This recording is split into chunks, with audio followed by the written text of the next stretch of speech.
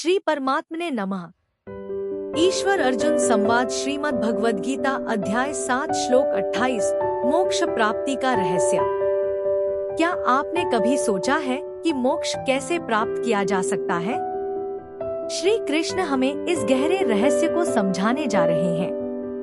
इस श्लोक में भगवान हमें बताते हैं कि कौन से लोग उनके पास आ सकते हैं और कैसे वे जन्म मरण के बंधन से मुक्त हो सकते हैं। इस गूढ़ ज्ञान को जानने के लिए वीडियो को अंत तक देखें। पिछले श्लोक में हमने जाना कि भगवान उन भक्तों की इच्छाओं को पूरा करते हैं जो श्रद्धा के साथ पूजा करते हैं। लेकिन क्या यह सच्चा मोक्ष है? आज के श्लोक में हम जानेंगे कि केवल विशुद्ध मन और दृढ़ संकल्प वाले लोग ही मोक्ष प्राप्त कर सकते हैं। श्री कृष्ण कहते हैं कि वे लोग जो पापों से मुक्त हो चुके हैं और जिनका मन शुद्ध हो चुका है, वे मेरी शरण में आते हैं और जन्म मरण के चक्र से मुक्त होकर मोक्ष प्राप्त करते हैं। यानी केवल वे लोग ही वास्तविक आध्यात्मिक ज्ञान को समझ सकते हैं जो अपने पिछले बुरे कर्मों से मुक्त हो चुके हैं। इसका अर्थ यह हुआ कि जब तक हम अपने कर्मों की अशुद्धि को दूर नहीं करते, तब तक हमें सच्चे ज्ञान और मोक्ष की प्राप्ति नहीं हो सकती।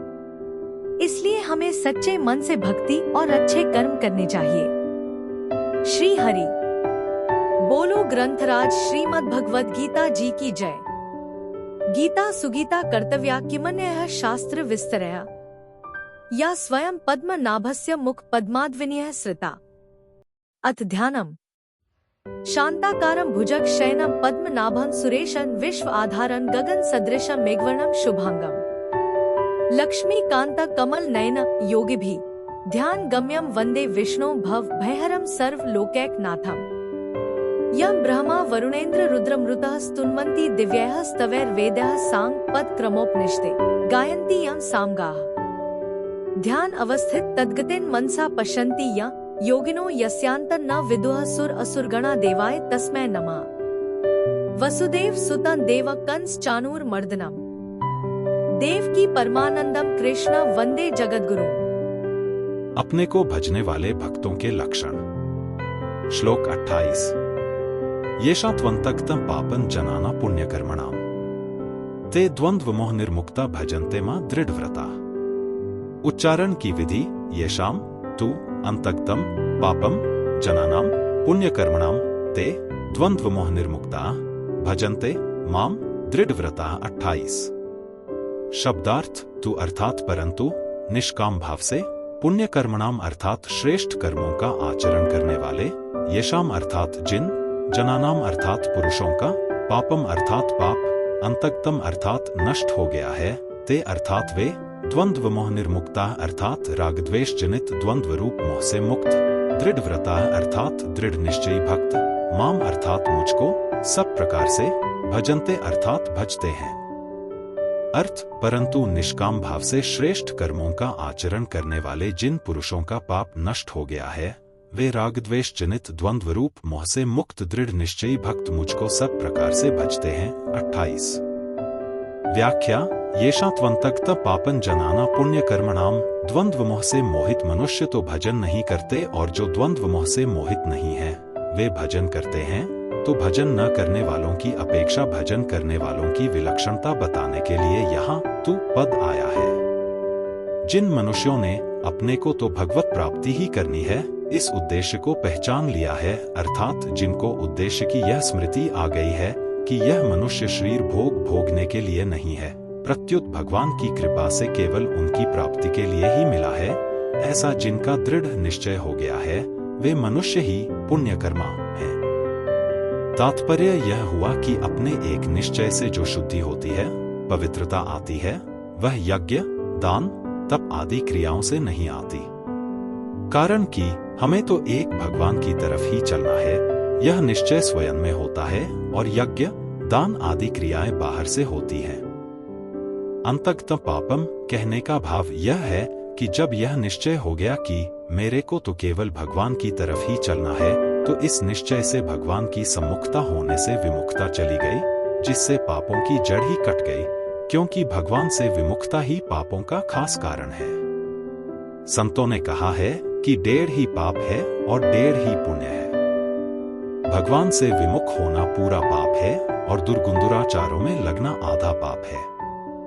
ऐसे ही भगवान के सम्मुख होना पूरा पुण्य है और सद्गुण सदाचारों में लगना आधा पुण्य है।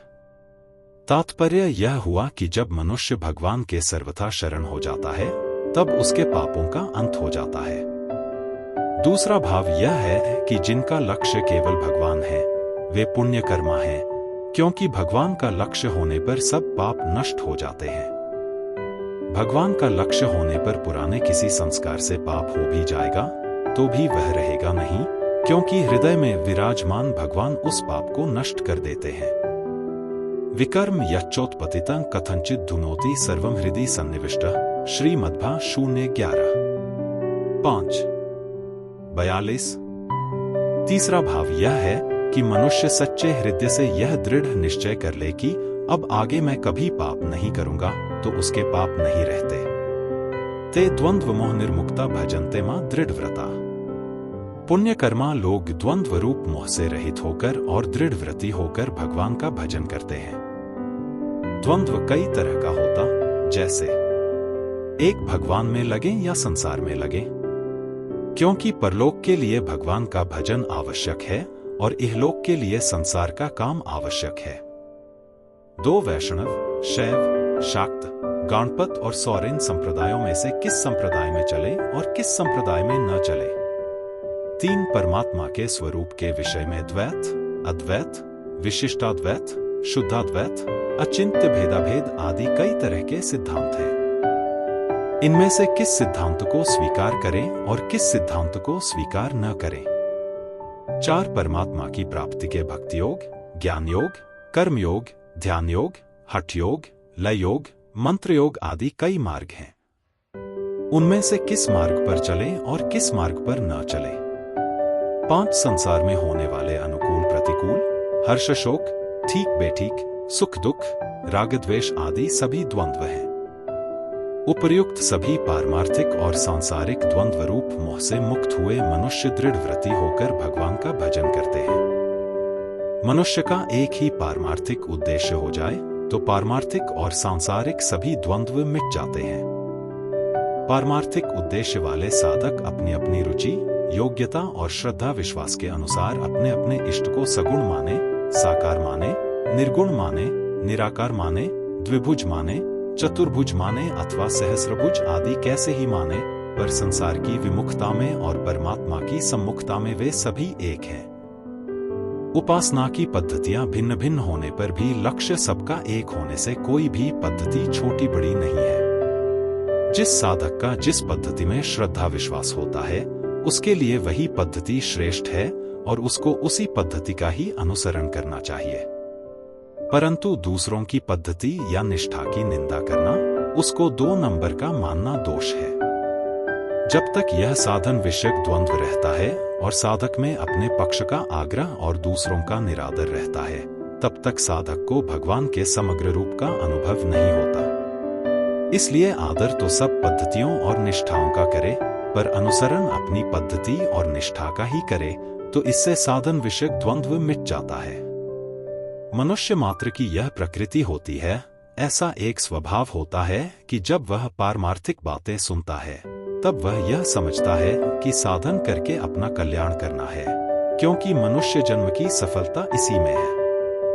परंतु जब वह व्यवहार में आता है तब वह ऐसा सोचता है कि साधन भजन से क्या होगा, सांसारिक काम तो करना पड़ेगा, क्योंकि संसार में बैठे हैं, चीज वस्तु की आवश्यकता पड़ती है, उसके बिना काम कैसे चलेगा। अतः संसार का काम मुख्य रहेगा ही और भजन स्मरण का नित्य नियम तो समय पर कर लेना है, क्योंकि सांसारिक काम की जितनी आवश्यकता है उतनी भजन स्मरण नित्य नियम की नहीं। ऐसी धारणा रखकर भगवान में लगे हुए मनुष्य बहुत हैं। भगवान की तरफ चलने वालों में भी जिन्होंने एक निश्चय कर लिया है कि मेरे को तो अपना कल्याण करना है, सांसारिक लाभ हानि कुछ भी हो जाए इसकी कोई परवाह नहीं, कारण कि सांसारिक जितनी भी सिद्धि है वह आंख मीचते ही कुछ नहीं है, सम्मिलने नयनयोर नहीं किंचिदस्ति, और इन सांसारिक वस्तुओं को प्राप्त करने से कितने दिन तक हमारा काम चलेगा। ऐसा विचार करके जो एक भगवान की तरफ ही लग जाते हैं और सांसारिक आदर निरादर आदि की तरफ ध्यान नहीं देते, ऐसे मनुष्य ही द्वंद्व मोह से छूटे हुए हैं। दृढ़व्रता कहने का तात्पर्य है कि हमें तो केवल परमात्मा की तरफ ही चलना है, हमारा और कोई लक्ष्य है ही नहीं। वह परमात्मा द्वैत है कि अद्वैत है, शुद्धाद्वैत है कि विशिष्टाद्वैत है, सगुण है कि निर्गुण है, द्विभुज है कि चतुर्भुज है, इससे हमें कोई मतलब नहीं है। जैसा कि गजेंद्र ने कहा था, यह कश्चनेशो बलिनोंत कोर्गात प्रचंड वेगात विधावतो वृषम भीतम प्रपन्नम परिपाति यद्भ्यान मृत्युः प्रधावत्यरणं तमीमहि। श्रीमद्भा 08-2-33। जो कोई ईश्वर प्रचंड वेग से सबको निगल जाने के लिए दौड़ते हुए अत्यंत बलवान कालरूपी सांप से भयभीत होकर शरण में आए हुए की रक्षा करता है और जिससे भयभीत होकर मृत्यु भी दौड़ रही है, उसी की मैं शरण ग्रहण करता हूँ।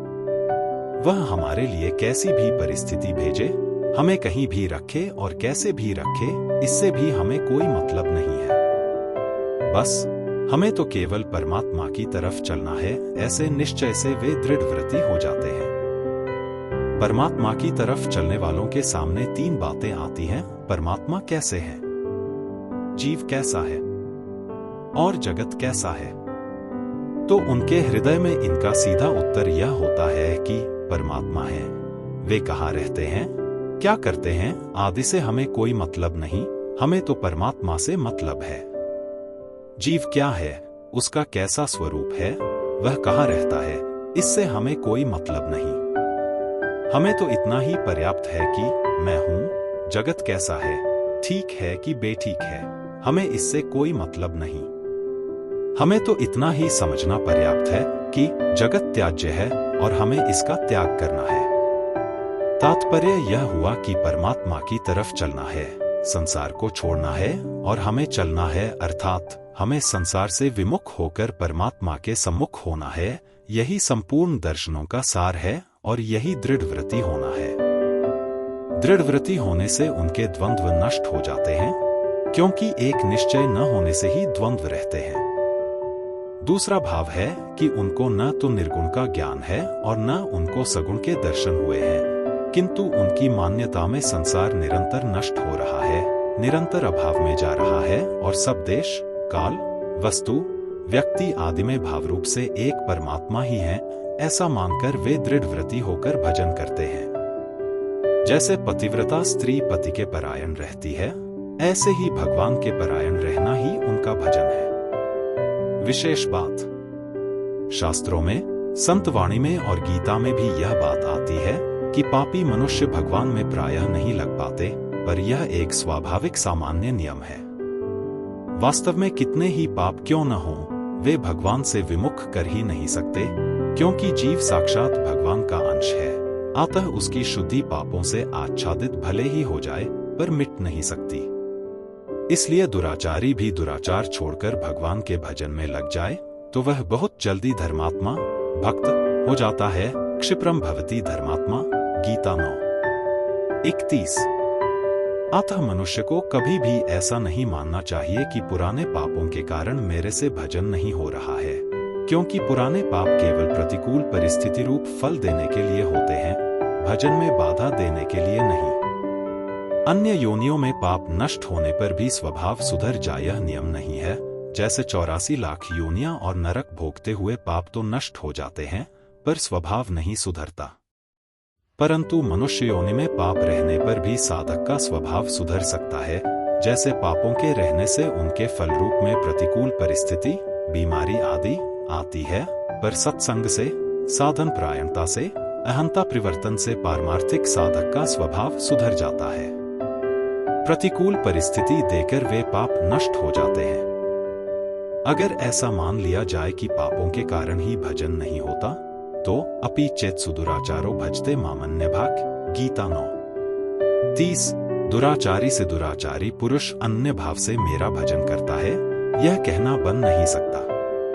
पापों के कारण अगर भजन ध्यान में बाधा लग जाए तो बड़ी मुश्किल हो जाएगी, क्योंकि बिना पाप के कोई प्राणी है ही नहीं। पाप पुण्य से ही मनुष्य शरीर मिलता है। इससे सिद्ध होता है कि पुराने पाप भजन में बाधक नहीं हो सकते। इसलिए जो दृढ़व्रती पुरुष भगवान के शरण होकर वर्तमान में भगवान के भजन में लग जाते हैं, उनके पुराने पापों का अंत हो जाता है। मनुष्य शरीर भजन करने के लिए ही मिला है, अतः जो परिस्थितियां शरीर तक रहने वाली है वे भजन में बाधा पहुंचाएं, ऐसा कभी संभव ही नहीं है। सकाम पुण्य कर्मों की मुख्यता होने से जीव स्वर्ग में जाते हैं और पाप कर्मों की मुख्यता होने से नरकों में जाते हैं।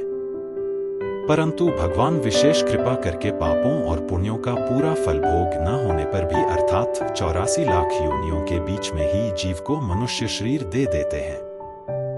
मनुष्य शरीर में भगवत भजन का अवसर विशेषता से प्राप्त होता है।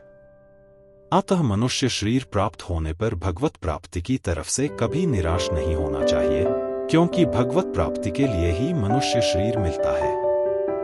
यह मनुष्य शरीर भोग्योनि नहीं है, इसको सामान्यतः कर्मयोनि कहते हैं। परंतु संतों की वाणी और सिद्धांतों के अनुसार मनुष्य शरीर केवल भगवत प्राप्ति के लिए ही है। इसमें पुराने पुण्यों के अनुसार जो अनुकूल परिस्थिति आती है और पुराने पापों के अनुसार जो प्रतिकूल परिस्थिति आती है, ये दोनों ही केवल साधन सामग्री है। इन दोनों में से अनुकूल परिस्थिति आने पर दुनिया की सेवा करना और प्रतिकूल परिस्थिति आने पर अनुकूलता की इच्छा का त्याग करना, यह साधक का काम है। ऐसा करने से ये दोनों ही परिस्थितियां साधन सामग्री हो जाएंगी। इनमें भी देखा जाए तो अनुकूल परिस्थिति में पुराने पुण्यों का नाश होता है और वर्तमान में भोगों में फंसने की संभावना भी रहती है। परंतु प्रतिकूल परिस्थिति में पुराने पापों का नाश होता है और वर्तमान में अधिक सजगता, सावधानी रहती है, जिससे साधन सुगमता से बनता है। इस दृष्टि से संत जन सांसारिक प्रतिकूल परिस्थिति का आदर करते आए हैं। परिशिष्ट भाव भगवान के सम्मुख होना सबसे बड़ा पुण्य है, क्योंकि यह सब पुण्यों का मूल है। सन्मुख होई जीव मोहि जभी, जन्म कोटि अघ नासै तभी, मानस सुंदर 044। 1। परंतु भगवान से विमुख होना सबसे बड़ा पाप है, क्योंकि यह सब पापों का मूल है। जिन मनुष्यों के पाप नष्ट हो गए हैं, अर्थात जो संसार से विमुख होकर भगवान के सम्मुख हो गए हैं, वे रागद्वेष, हर्ष शोक, सुख दुख आदि द्वंद्वों से रहित होकर भगवान का भजन करते हैं।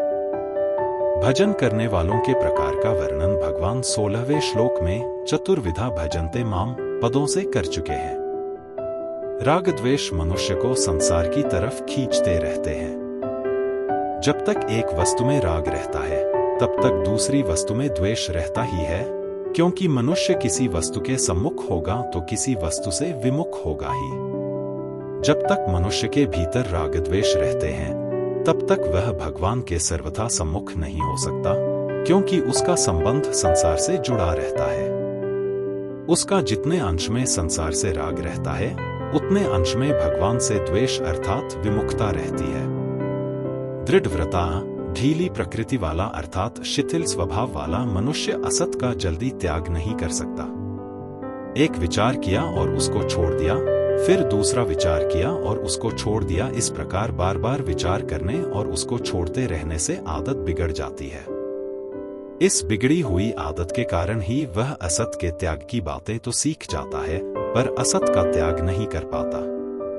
अगर वह असत का त्याग कर भी देता है, तो स्वभाव की ढिलाई के कारण फिर उसको सत्ता दे देता है। स्वभाव की यह शिथिलता स्वयं साधक की बनाई हुई है।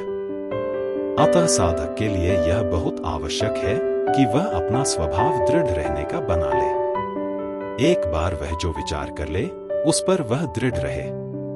छोटी से छोटी बात में भी वह दृढ़ पक्का रहे, तो ऐसा स्वभाव बनने से उसमें असत का त्याग करने की, संसार से विमुख होने की शक्ति आ जाएगी। संबंध 7वें अध्याय के आरंभ में भगवान ने साधक के लिए 3 बातें कही थी। मय्या सक्तम ना, मेरे में प्रेम करके, और मदाश्रय, मेरा आश्रय लेकर योगम युंजन, योग का अनुष्ठान करता है, वह मेरे समग्र रूप को जान जाता है। उन्हीं 3 बातों का उपसंहार अब आगे के 2 श्लोकों में करते हैं। कल के श्लोक में हम जानेंगे कि जो लोग ईश्वर को पूरी तरह से जानना चाहते हैं और मोक्ष की ओर बढ़ना चाहते हैं, वे किस प्रकार इस संसार के दुखों से ऊपर उठ सकते हैं। अगर आप भी मोक्ष का गूढ़ रहस्य समझना चाहते हैं तो कल की वीडियो जरूर देखें। अगर आपको यह ज्ञान उपयोगी लगा हो तो वीडियो को लाइक करें, अपने विचार कमेंट में साझा करें और दूसरों तक इस दिव्य संदेश को पहुंचाने के लिए इसे शेयर करें। इस चैनल को सब्सक्राइब करें और घंटी दबाएं ताकि आप रोजाना श्रीमद् भगवद गीता के श्लोकों का दिव्य ज्ञान प्राप्त कर सकें। जय श्री कृष्ण। दोस्तों, आज का श्लोक आपको कैसा लगा?